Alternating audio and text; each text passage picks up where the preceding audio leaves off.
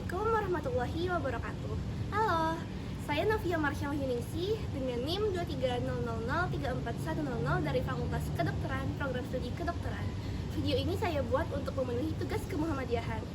Sekarang saya sedang berada di Museum Muhammadiyah. Ayo! Pertama-tama, kita akan melihat perpustakaan Muhammadiyah yang luar biasa.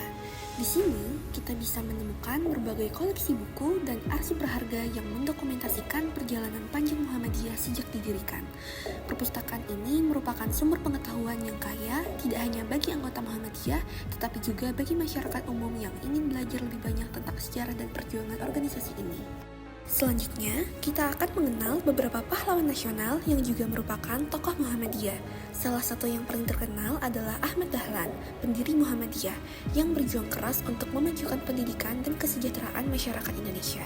Beliau adalah contoh nyata dari dedikasi dan pengabdian tanpa pamrih.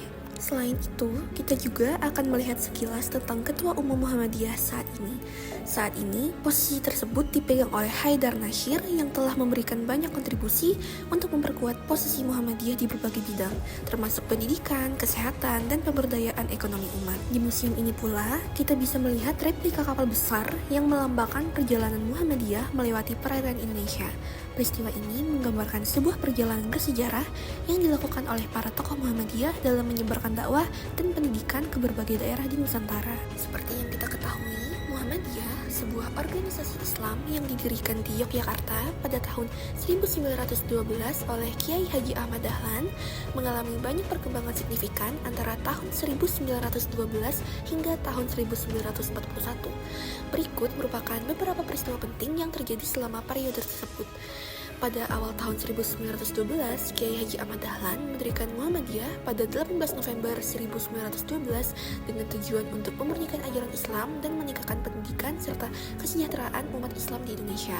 Kemudian pada tahun 1913, Muhammadiyah mulai mendirikan sekolah-sekolah yang mengajarkan pendidikan agama Islam dan pengetahuan umum. Dan lanjut ke tahun 1920, Muhammadiyah mengalami pertumbuhan yang pesat dengan mendirikan lebih banyak sekolah, rumah sakit, dan panti asuhan. Organisasi ini juga mulai mengeluarkan majalah dan buletin untuk menyebarkan ajarannya. Pada tahun 1925, Muhammadiyah menyelenggarakan Kongres Muhammadiyah pertama di Yogyakarta, yang kemudian menjadi acara tahunan penting untuk merumuskan kebijakan dan arah organisasi.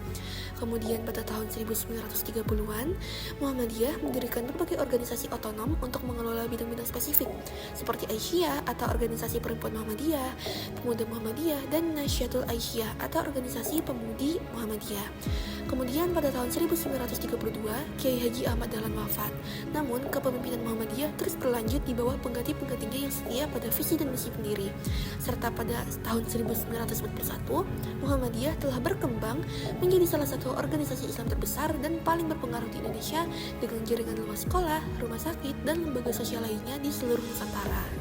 Nah, periode ini menandai transformasi Muhammadiyah dari sebuah organisasi kecil menjadi sebuah gerakan nasional yang memiliki dampak besar pada pendidikan, kesehatan, dan kesejahteraan umat Islam di Indonesia. Di sebelah ini ada spot tentang PKO yang dikenal dengan pembalau secara alamiah. Jadi Muhammadiyah mendirikan Amal Islam PKO pada tahun 1923 dalam bentuk rumah sakit, kemudian perpustakaan, dan seperti yang dilihat pada gambar ini.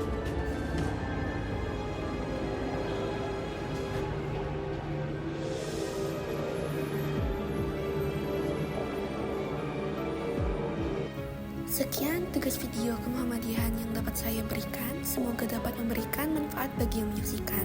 Bila ada kurangnya, saya mohon maaf. Wassalamualaikum warahmatullahi wabarakatuh.